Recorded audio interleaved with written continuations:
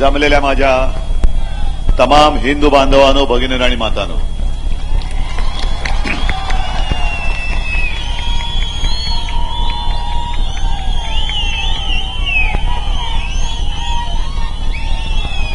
मी सुद्धा तुमच्यासारखी 21 तारखेचीच वाट पाहतोय.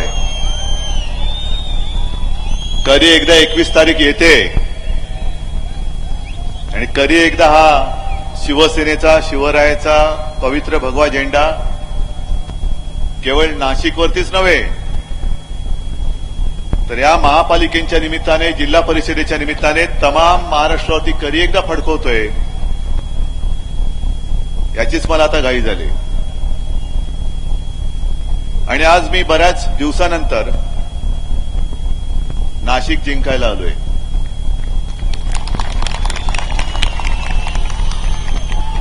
उद्याची महापालिका नाशिकची कशी असणार आहे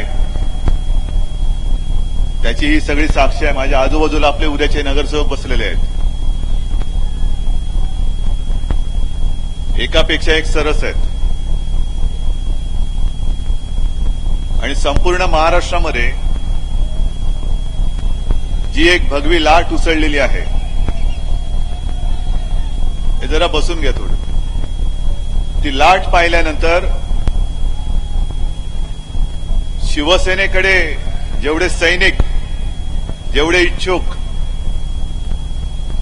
उमेदवारीसाठी आले, किंबहुना स्वतःच्या हक्काचे सैनिक निवडणुकीच्या मैदानात, रणांगणात उतरायला तयार झाले, मला नाही वाटत दुसऱ्या कोणत्याही पक्षामध्ये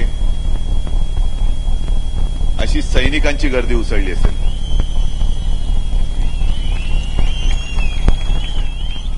आणि मग मधल्या काळामध्ये थोडासा एक प्रकार झाला. सगळ्यांना असं वाटलं की शिवसेनेची आता वाट लागली. वाट शिवसेनेची कधी लागू शकत नाही. जे कोणी अन्यायी आहेत, अत्याचारी आहेत, त्यांची वाट शिवसेना लावेल, पण शिवसेनेची वाट लावणारा अजून जन्माला आलेला नाही आणि येणार सुद्धा नाही.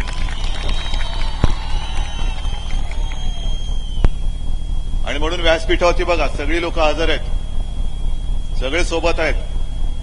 कोणी इकडचा तिकडे हललेला नाही, हलणार देखील नाही. ज्या वेळेला ती निवडणूक किंबहुना उमेदवारी अर्ज भरण्याची तारीख जवळ आली होती, आणि तुम्हाला सगळ्यांना माहिती आहे, कारण मी माझ्या वडिलांकडनं शिकलेलो आहे की जे काय आहे ते सरळ, रोखठोक, स्पष्ट बोलायचं, काही लपवाछपवी करायची नाही, अजिबात करायची नाही. आणि म्हणून मध्ये ज्या काही त्यावेळेला बातम्या आल्या होत्या त्याच्यामध्ये थोडीशी गडबड झाली. हे सगळे आहेत ते आपले धनुष्यबाणाचे वीर आहेतच, पण नाईलाजाने काही जणांना ती जी काही गडबड झाली म्हणून आपल्याला पुरस्कृत करावं लागलं. बरोबर ना रे दादा? आणि म्हणून तुम्हाला प्रत्येकाला माहिती पाहिजे की धनुष्यबाण तर आहेच, डोळे मिटून धनुष्यबाण एके धनुष्यबाण आहेच, पण जे आपले पुरस्कृत आहेत ते सुद्धा केवळ नाईलाज म्हणून धनुष्यबाण ते घेऊ शकलेले नाहीतर ते सुद्धा धनुष्यबाणवाले आपल्या हक्काचे उमेदवारच आहेत. पुरस्कृत जे आहेत ते सुद्धा आपलेच आहेत. आणि ही प्रचंड ताकद नाशिककरांच्या सेवेसाठी आता सज्ज झालेली आहे. मला नाशिक जिंकायचं म्हणजे काय करायचंय? नाशिककरांची सेवा करायची. मला काय माझं काय राज्य स्थापन करायला मी नाही आलो.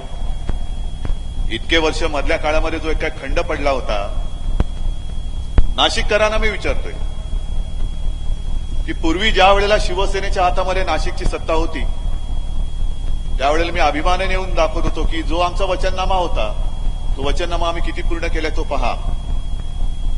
जसं मुंबईमध्ये असेल, ठाण्यामध्ये आहे, कोणत्याही पक्षाकडे स्वतः काय केले हे सांगण्यासारखं एक सुद्धा काम नाहीये. करून दाखवलं म्हणणारा एकमेव पक्ष तो म्हणजे आपला शिवसेना, दुसरा कोणताही पक्ष नाही. आणि नाशिकची एक स्वतःची ओळख आहे. नाशिकची स्वतःची एक ओळख आहे, मंत्रभूमी म्हटली जाते. सावरकरांची जन्मभूमी आहे. हे जे मैदान आहे अनंत कान्हेरे, शिवसेना प्रमुखाने नाव दिलेलं आहे. गोल्फ मैदान आहेच, पण अनंत लक्ष्मण कान्हेरे मैदान याचं कारण काही काही गोष्टी आपण आता विसरत चाललेलो आहोत आणि काही गोष्टी आपल्याला कदाचित जाणीवपूर्वक विसरायला लावल्या जात आहेत आणि त्या आपण तर काही विसरू देणार नाही. सावरकरांचं विस्मरण आम्ही कदापि कोणालाही होऊ देणार नाही. सावरकर म्हणजे आमचं दैवत, त्यांची पूजा आम्ही करणारच. अनंत कानेरे ते जर का क्रांतिकारक असे झाले नसते तर कुठलं स्वातंत्र्य आणि कुठलं काय, अजूनही आपण ब्रिटिशांचीच धुणी भांडी करत बसलो असतो. पण अनंत कानेरे सारखा एक युवक, या नाशिकमध्ये त्यांनी जो एक इतिहास घडवला, जॅक्सनचा वध, काय एक भारलेली ती पिढी होती, काय त्याचं वय असेल, पण जीवाची पर्वा न करता, मरणाची भीती न बाळगता त्या अत्याचारी जॅक्सनला मारायचं म्हणजे मारायचा, वध करायचा म्हणजे करायचाच. आणि त्या एका निश्चयाने तो त्या थिएटरमध्ये गेला, जॅक्सनची वाट बघत बसला. जॅक्सन आल्यानंतर पहिली गोळी झाडली, ती चुकली आणि ती गोळी चुकली म्हटल्यानंतर धाडकन त्याने एक उडी मारून दुसरं पिस्तूल काढलं आणि सगळ्याच्या सगळ्या गोळ्या त्या जॅक्सनच्या छातीमध्ये रिकाम्या केल्या. तिथल्या तिथे त्याचा वध केला. पण वध केल्यानंतर पळून नाही गेला, तसाच उभा राहिला आणि जेव्हा त्याला फाशी झाली तेव्हा त्या फाशीच्या दोरखंडाचं त्याने चुंबन घेतलं आणि सांगितलं की जो कोणी माझ्या हिंदुस्थानी जनतेच्या प्राणाची किंमत ठेवत नाही, किंबहुना त्याला तो कमी लेखतो, त्याला देहांत प्रायश्चित्त हे दिलं गेलंच पाहिजे, असं म्हणणार तो अनंत कानेरे. आणि त्यांची जर का आपण आठवण ठेवली नाही तर मग नवीन कोण येतील आणि काय राज्य करतील आपल्याला तुम्हाला कल्पना आहे. आज जरूर नाशिक महापालिकेच्या निवडणुकीच्या निमित्ताने मी इथे आलेलो आहे. निवडणूक म्हटल्यानंतर टीका टिप्पणी आली, आरोप प्रत्यारोप आले. पण हे आरोप प्रत्यारोप केल्यानंतर कदाचित मनोरंजन होत असेल, जनतेचं मनोरंजन होत असेल, पण जनता विचारते हे झालं तुमचं ठीक आहे, तुम्ही त्यांच्यावर चिखल उडवलात, त्यांनी तुमच्यावर चिखल उडवलात, आम्हाला काय, आमच्या पदरामध्ये धोंडेच, त्या धोंड्यांचं करू काय, शिजवताही येत नाही, खाताही येत नाही आणि मग घ्या तुमच्याकडे आणि म्हणतेच धोंडे आमच्यावरती मारतात. ही अशी नाकर्ती औलादी शिवसेनेची नाहीये. शिवसेना जे बोलते ते करते आणि जे करता येऊ शकत नसेल ते वचन आम्ही कदापि देत नाही, देणार नाही. केवळ मतं पाहिजेत म्हणून आम्ही अच्छे दिन आएंगे हे कधीही खोटं थापा अशा मारणार नाही. मला कल्पना आहे शहरातली लोक इकडे आलेत, ग्रामीण भागातली लोक इथे आलेत, जिल्हा परिषदा सुरू आहेत. एक तर नाशिक जिल्ह्याने गेल्या वेळेला जे यश दिलेलं आहे त्याच्याबद्दल खरंच मानाचा मुजरा मी करतोय नाशिकला. या संपूर्ण पट्ट्यामध्ये गेल्या 1-2 महिन्यामध्ये निवडणुका झाल्या, तिथे तुम्ही भगवा फडकवलात आणि मला खात्री आहे नाशिक महापालिका तर जिंकणार म्हणजे जिंकणारच, कोणत्याही परिस्थितीत जिंकतोय, जिल्हा परिषदेत जिंकतोय. पण येता येता काही ज्या बातम्या कानावरती आल्या, खास करून कांदा उत्पादक शेतकरी, त्यांनी इथे जाळूनच टाकलं सगळं पीक. काय करायचं या दुर्दैवाला? जबाबदारी तर घेतली पाहिजे, सरकारने जबाबदारी घेतलीच पाहिजे. नाहीतर जसं पूर्वी शरद पवार आले होते त्यांच्यावरती त्यांनी कांदे फेकले होते आणि आपण काय त्यांना सांगितलं होतं की आमचं सरकार येऊ द्या, आम्ही तुम्हाला न्याय देऊ. आता सरकार आलेलं आहे. दादा बसा, त्या मुख्यमंत्र्यांच्या कनपटी जाऊन बसा आणि त्यांना सांगा की या माझ्या शेतकऱ्याला न्याय दिला पाहिजे म्हणजे दिला पाहिजेच. एका अपेक्षेने, विश्वासाने लोक येत आहेत. मी मुद्दामून धन्यवाद देतोय स्वाभिमानी संघटनेला, राजू शेट्टी, त्यांनी स्वतःहून पाठिंबा जाहीर केलेला आहे. या सगळे एकत्र या. फसगत करणारी जी कोणी लोक आहेत त्यांच्या विरुद्ध आता आपल्याला एकत्र आलंच पाहिजे. आणि नाशिक शहराचे जे काही प्रश्न आहेत, पूर्वी शिवसेनेचे जेव्हा महापौर होते त्यावेळेला कशी कामं झाली होती नाशिककरांनी जर आठवून बघावं. काय काय कामं केली होती आपण, किती कामं केली होती आपण. मी आल्यानंतर बबनरावांना विचारलं की बबनराव, एक हॉस्पिटल त्याचं भूमिपूजन माझ्या हस्ते झालं होतं, पुढे काय झालं? महापालिकेचं हॉस्पिटल काय नाही, आतापर्यंत मला वाटतं 5 वर्षात जेमतेम 4 मजले बांधून झालेत. हो ना, महापालिकेचं हॉस्पिटल ते सुद्धा तसंच आहे, कोणाचंही लक्ष नाहीये. आणि मधली जी काय 5 वर्ष गेली, मला त्याच्यावर टीका नाही करत बसायचं, कारण मी ठरवलं त्या विषयावरती बोलायचंच नाही.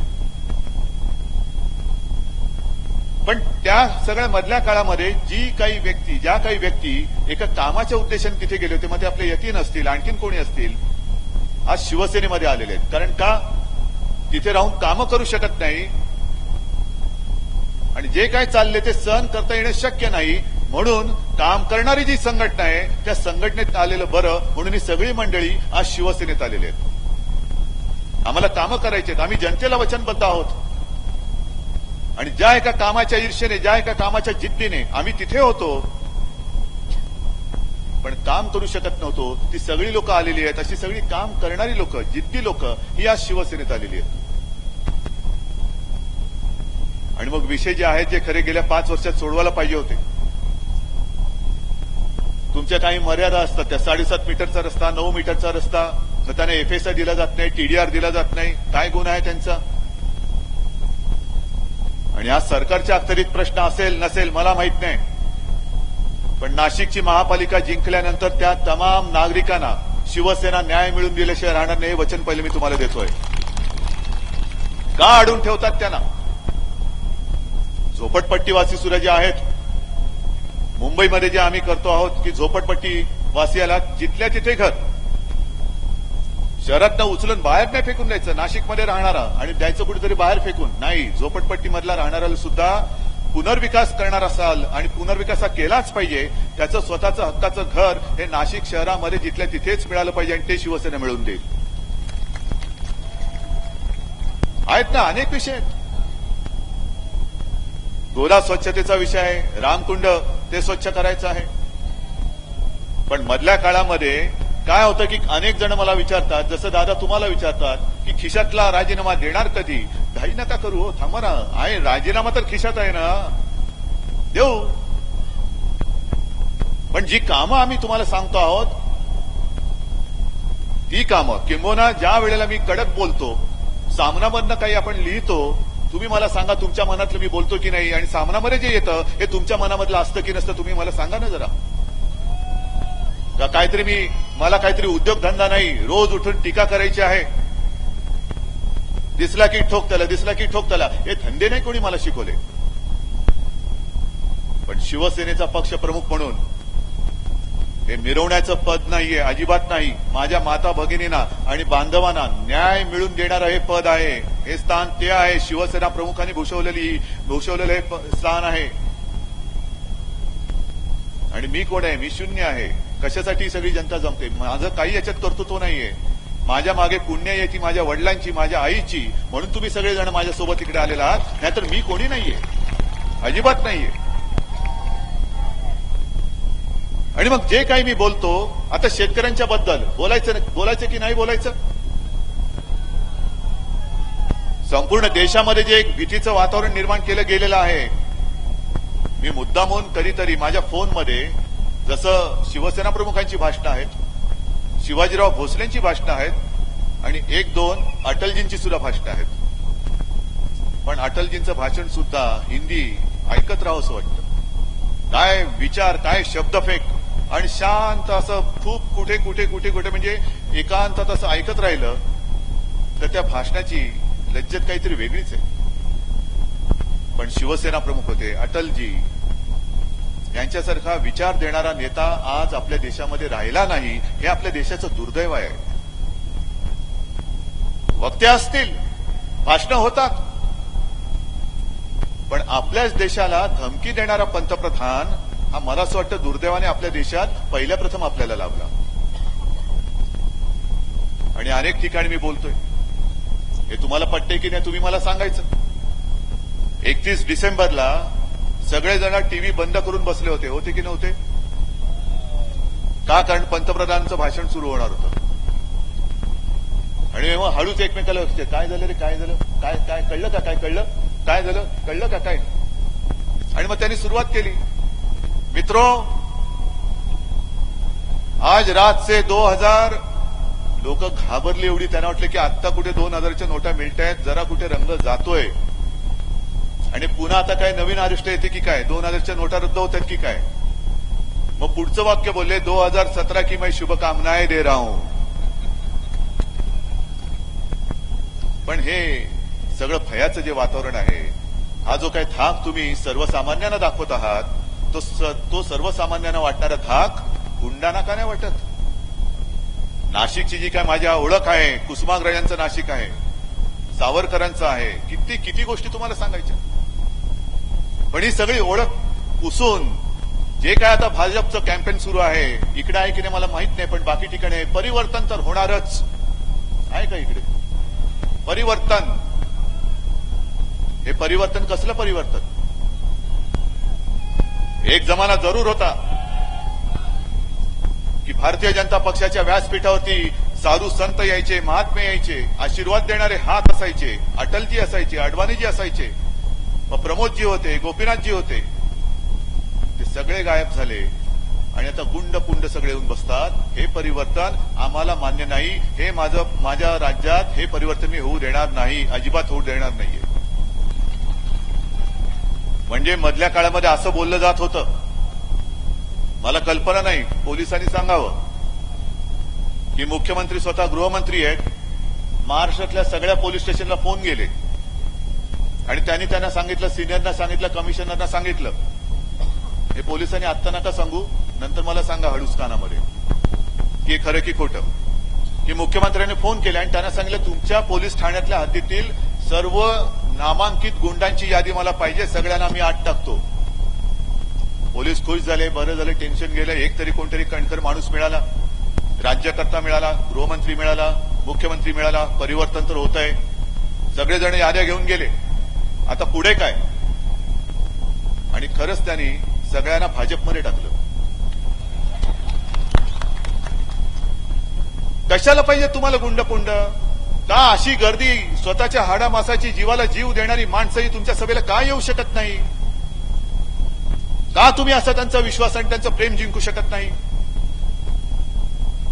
आणि गुंड घेऊन जर का तुम्ही आमच्या अंगावर येणार असाल तर मुख्यमंत्री असलात, गृहमंत्री असलात, तरी तुम्हाला सगळ्या नाशिककरांच्या साक्षीने आज इशारा देतो आहे,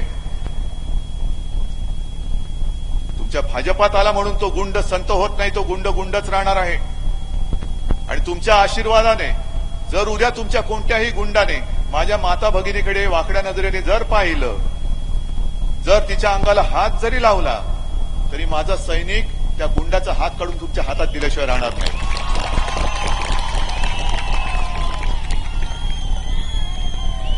निर्लज्जपणाने तुम्ही कारभार करता आहात.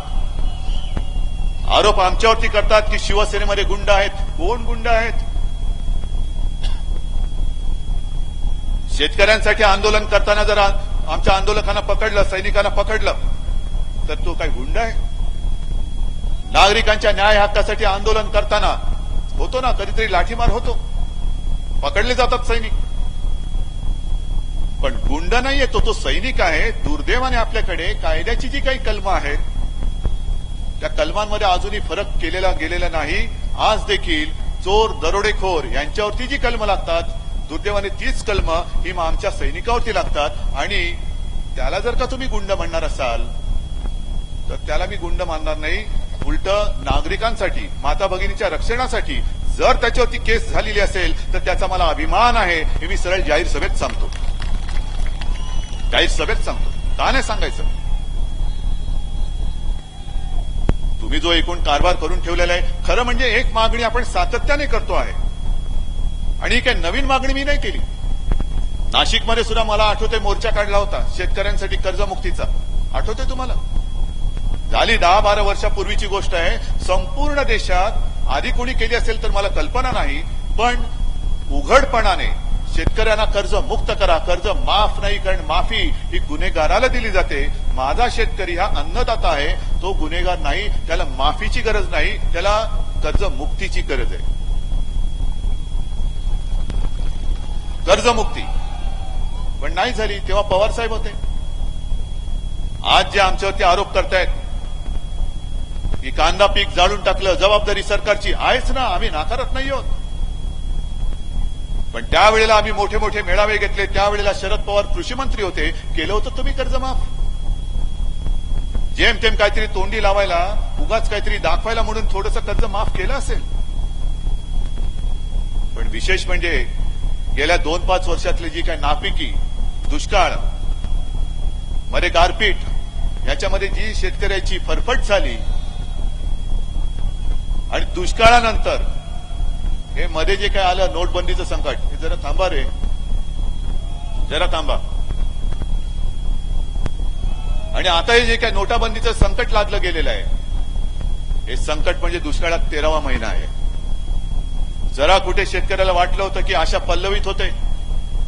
सततच्या दुष्काळानंतर आता कुठे पाऊस पाणी नीट झालेलं आहे, पीक पाणी व्यवस्थित येत आहे, 2 पैसे हातात येतील, थोडं कर्ज फेडलं जाईल, मुलाबाळांचं शिक्षण होईल, मुलाबाळांचं लग्न होईल. आणि त्या कुठेतरी आनंदामध्ये असताना तुम्ही अचानक कारण काहीही नाही नोटबंदी लागली. मी आज तुम्हाला सगळ्यांना विचारतोय, कारण मुख्यमंत्री मला विचारतात नोटबंदीचा उद्धव ठाकरेंनी सांगावा किती तुम्हाला फटका पडला. मी तुम्हाला विचारतोय नोटबंदीचा तुम्हाला फटका पडला की तुम्ही आनंदात आहात? खुलेआम सांगा काय झाले तुम्हाला. तसं नाही, फटका पडला असेल तर हात वर करा आणि चिडले असाल तर दोन्ही हात वर करा आणि प्रचंड चिडले असाल तर दोन्ही हाताच्या जरा मुठी आवडून दाखवा की होय नोटबंदीमुळे आम्हाला त्रासच नाही झाला, तर आम्ही चिडून उठलेलो आहोत. कारण कोणासाठी तुम्ही नोटबंदी केली?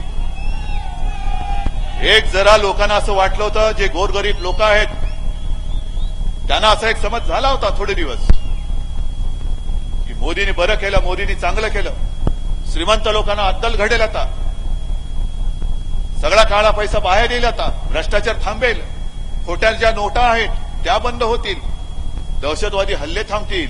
सांगितलं होतं ना सगळ्यांना. 50 दिन दो मुझे 50 दिन.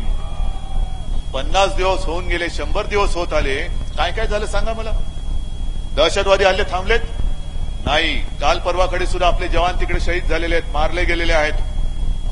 खोट्या नोटा, या नवीन ज्या नोटा तुम्ही काढल्या आहेत त्याही आता खोट्या बनवून मेड इन पाकिस्तानच्या नोटा या आपल्या देशामध्ये आता वितरित व्हायला लागलेल्या आहेत. काळा पैसा तसाच आहे, भ्रष्टाचार तसाच आहे. नितीश कुमारने सुद्धा त्यांचं जेव्हा समर्थन केलं होतं, आता नितीश कुमार विचारायला लागलेत किती काळा पैसा आला सांगा, उत्तर नाही देऊ शकत. आणि मग जो माझा गोरगरीब शेतकरी आहे, एक तर शेतकऱ्याला इन्कम टॅक्स लागत नाही, लावला जात नाही. तुम्ही त्या शेतकऱ्याला जबरदस्ती बँकेत खातं उघडायला लावून, शेतकऱ्याने का उघडलं होतं? बँकेत खातं उघडा, जनधन योजना, स्विस बँकेतला काळा पैसा आणणार आणि प्रत्येकाच्या खात्यामध्ये 15-15 लाख रुपये टाकणार. पडला का रे तुमच्या खात्यामध्ये पैसा? कधी येणार? नाही येणार. पण शेतकऱ्याला सुद्धा स्वतःच्या कष्टाचा हक्काचा पैसा हा बँकेत भरायला लावला. आणि माझा गोरगरीब भोळा बाबडा शेतकरी जेव्हा बँकेत पैसे भरायला गेला तेव्हा त्याला 100 प्रश्न विचारण्यात आले. आले की नाही आले? त्याच्यानंतर आणखीन कहर म्हणजे ज्याच्या घरी लग्न आहे त्याला फक्त 2.5 लाखच रुपये मिळतील. 2.5 लाख रुपये मिळतील म्हटल्यानंतर ठीक आहे, एवढे सुद्धा कधी कधी शेतकऱ्याला लागत नाहीत. पण तिकडे गेल्यानंतर लग्न जुळल्याचा पुरावा दे,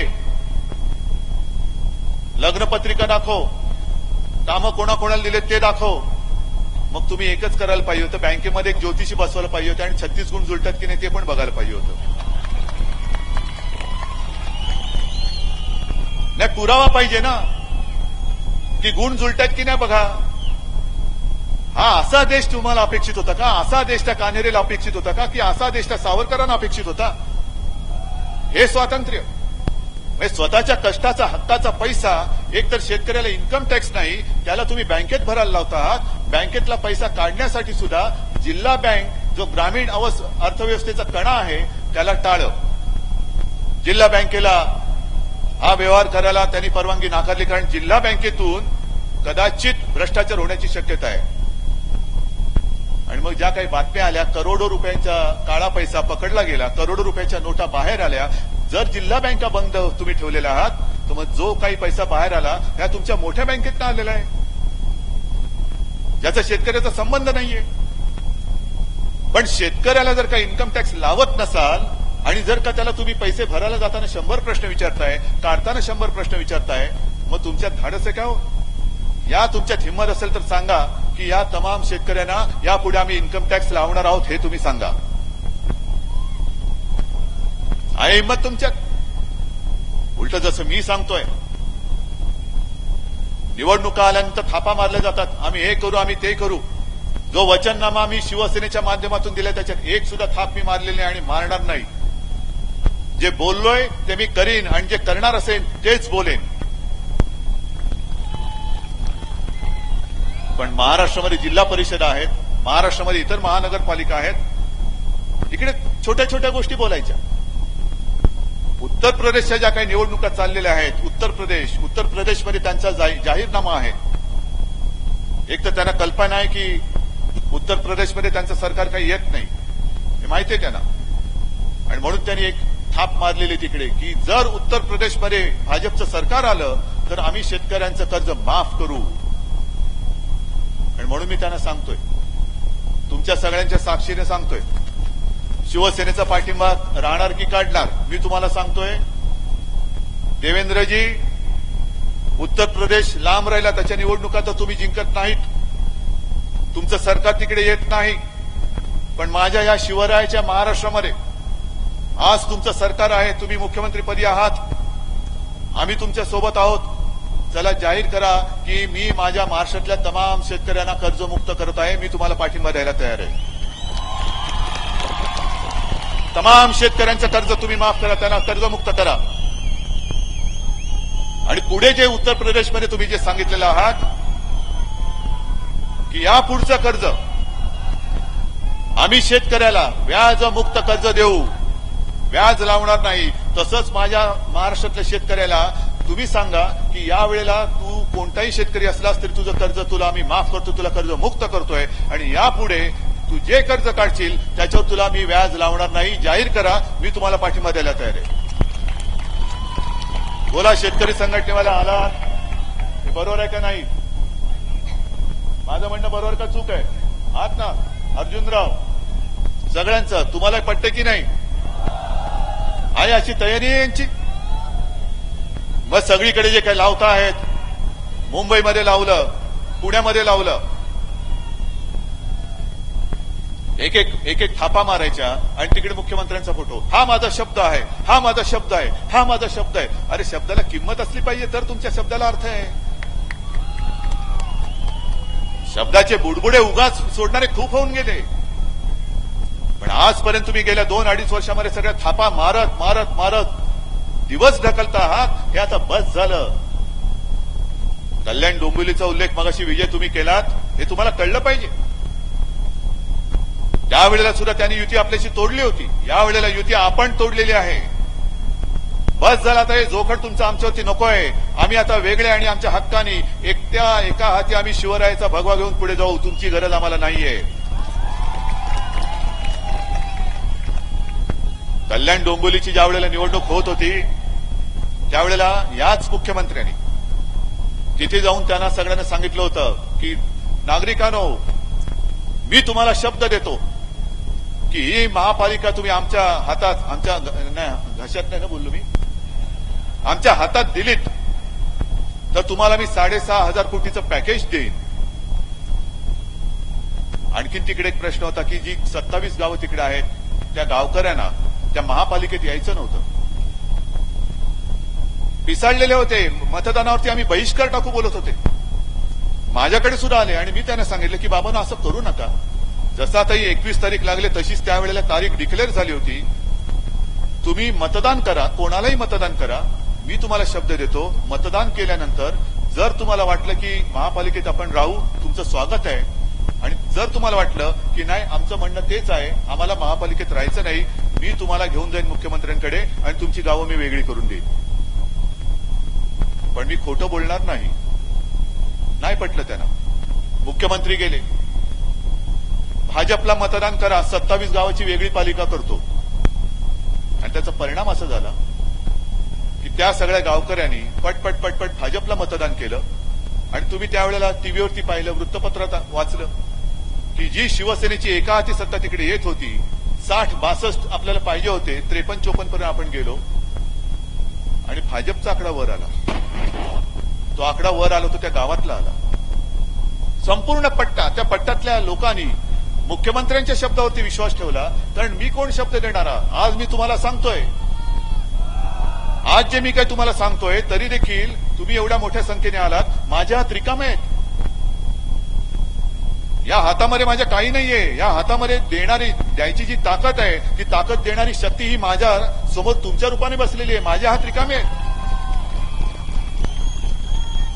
आणि हीच जी काय पुण्य आहे म्हणतो ती तीच आहे की मुख्यमंत्र्यांनी बाजूला उभं राहावं, मी त्यांच्या बाजूला उभं राहावं आणि तुम्ही ठरवा. एका हातात सत्ता आहे, एक हात एकाकडे काही नाहीये, फक्त आहे तो विश्वास आहे. आणि आता मुख्यमंत्री तिकडे जायला तयार नाहीत, फिरकायला तयार नाहीत. 27 गावकरी गेले, त्यांना भेटायला तयार नाहीत. हा तुमचा शब्द? हे असले फसवेगिरी करून, कारण आता ती गावं वेगळी करू शकत नाही. कारण आता जर का गावं वेगळी केली तर त्या महापालिकेतले नगरसेवकांची त्यांची संख्या कमी होईल आणि शिवसेनेची एका हाती सत्ता येईल. कसं व्हायचं ते? कसं होऊ द्यायचं? शिवसेनेच्या हातात कसं जाऊ द्यायचं?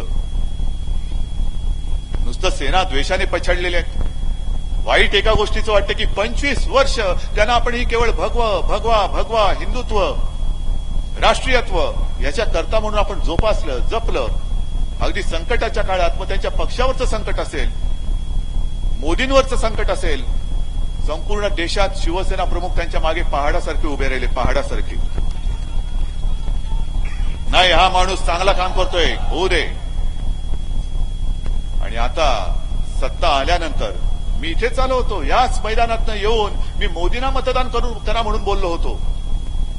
लोकसभेच्या वेळेला मी सुद्धा प्रचार केला होता. पण जिंकल्यानंतर 25 वर्ष साथ सोबत कठीण काळात देणारी शिवसेना त्यांना नको आहे.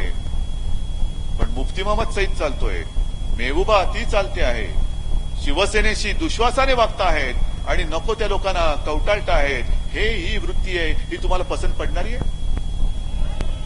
मला कल्पना आहे हे मी जे बोलतोय त्याच्यामध्ये महापालिकेच्या कारभाराचा काडीचा संबंध नाही, ना जिल्हा परिषदेच्या कारभाराचा काही संबंध आहे. पण मी तुम्हाला जे सांगतोय ते वृत्ती म्हणून सांगतो आहे. वृत्ती, कारण तुमचं आयुष्य केवळ मत देत आहे म्हणजे मत आम्हाला देत नाहीये, तुमच्या आयुष्याचा मोठा निर्णय घेण्याचा अधिकार तुम्ही आम्हाला देत आहात.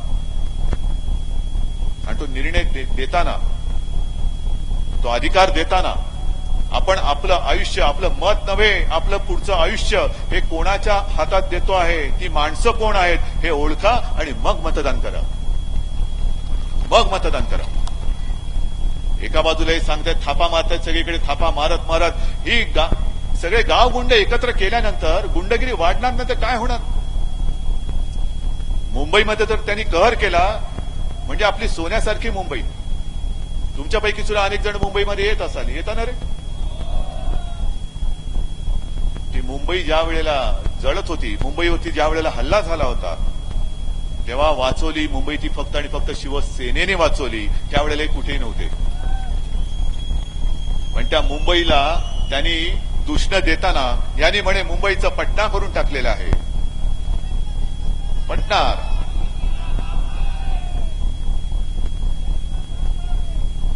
मुंबईचं पटना करून टाकलं. कोणत्या नजरेच्या कोणत्या डोळ्यातनं तुम्ही बघितलंय की मुंबईचं पटना झाले?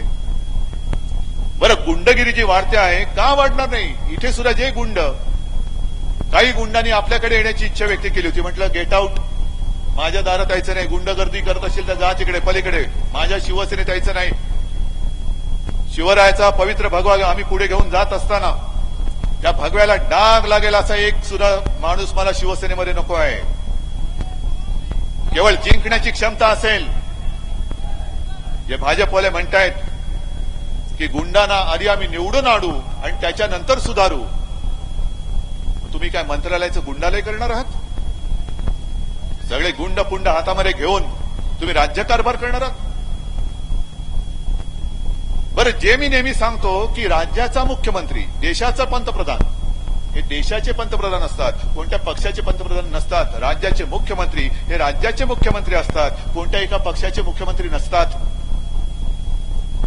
आणि मग जर का तुम्ही तुमच्या पक्षाच्या प्रचाराला जात असाल तर तुम्ही शपथ घेताना सर्वांशी समानतेने वागेन ही शपथ घेतली आहे. आमच्या सोडून द्यावा, आमच्या प्रचाराला तुम्ही येऊ नका, आवश्यकता नाही. पण किमान जर कोणी एखाद्या अपक्षाने बोलवलं तर जाणार मुख्यमंत्री म्हणून त्याच्या प्रचाराला, सगळ्यांशी समानतेने वागणार. आणि मग एकूण जर का तुम्ही बघितलं, मुख्यमंत्री सकाळपासून रात्रीपर्यंत करतात काय? सगळीकडे बोंबलत म्हणजे प्रचार करत फिरतात. कारभाराच्या नावाने ठणठणाट.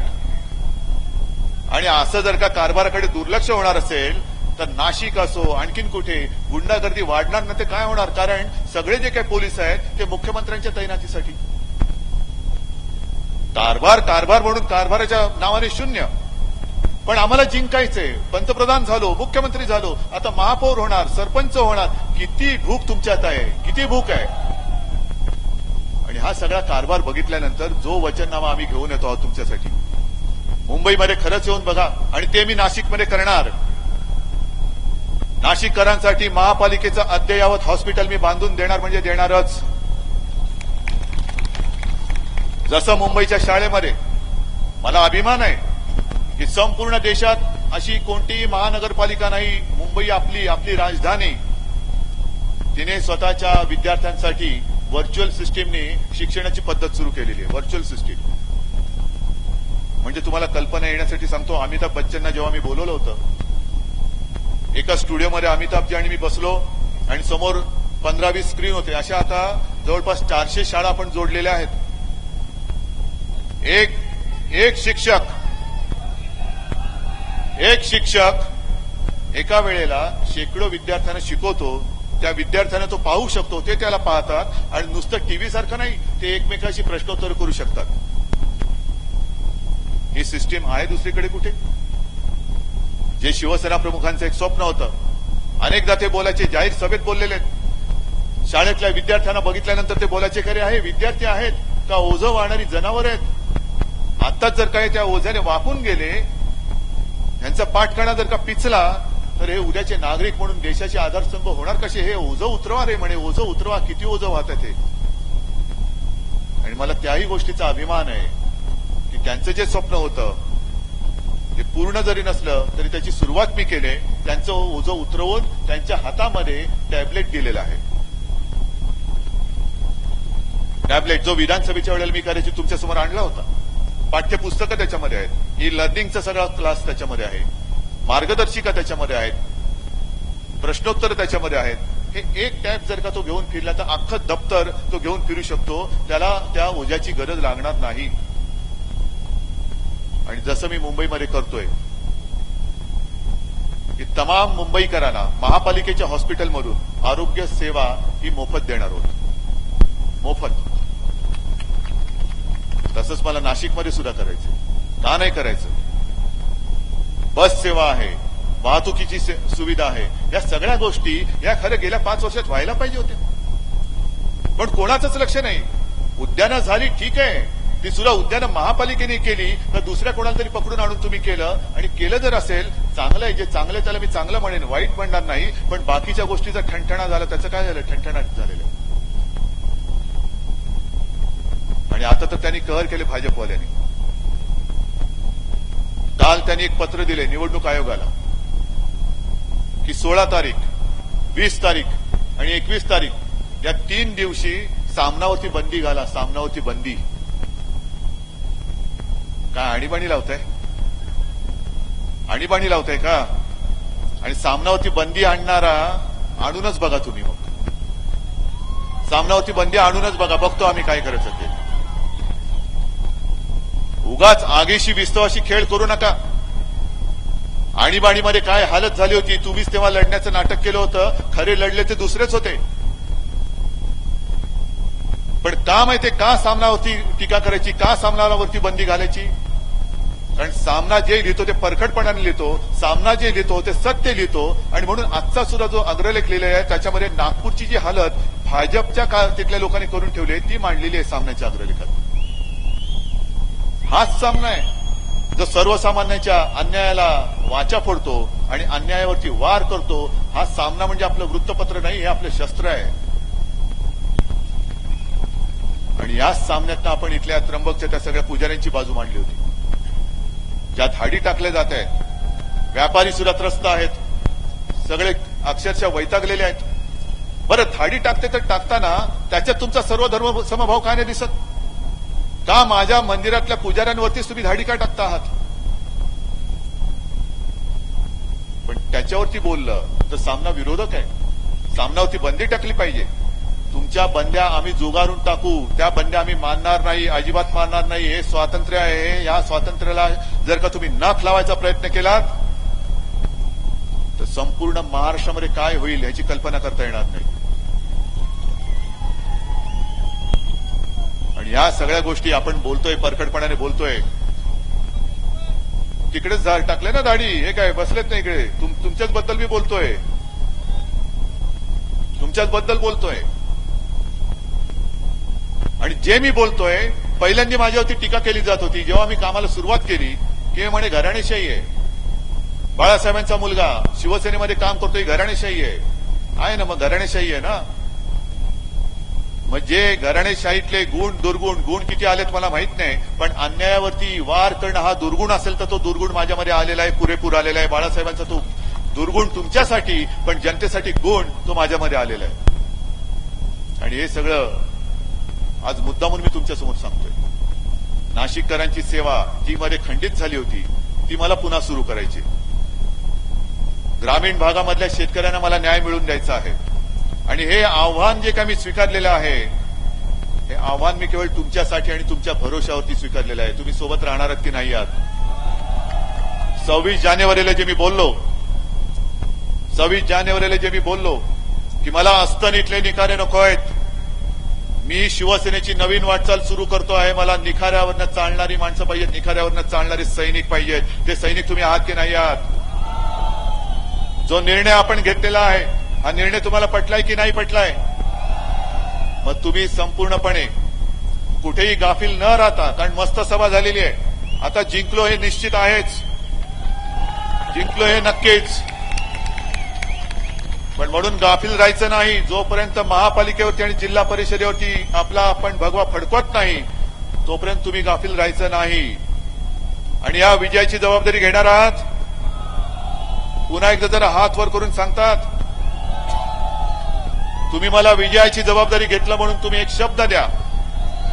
आणि त्याच्यानंतर नाशिककरांना मी शब्द देतोय की मधल्या काळामध्ये खंड पडला असेल, मी दिलगिरी व्यक्त करतो, पण यापुढे आता कुठेही चूक न करता पुन्हा एकदा शिवसेनेच्या ताब्यात पूर्णपणे, मला अर्धवट बहुमत नकोय, नाशिकमध्ये पूर्ण ताकदीने मला भगवा झेंडा फडकून पाहिजे. आणि हा एकदा झेंडा फडकवल्यानंतर मी तुम्हाला वचन देतोय की मी स्वतः जातीने नाशिकमध्ये येऊन नाशिकच्या विकासाचं जे स्वप्न आहे ते पूर्ण करून दाखवल्याशिवाय राहणार नाही. जय हिंद, जय महाराष्ट्र.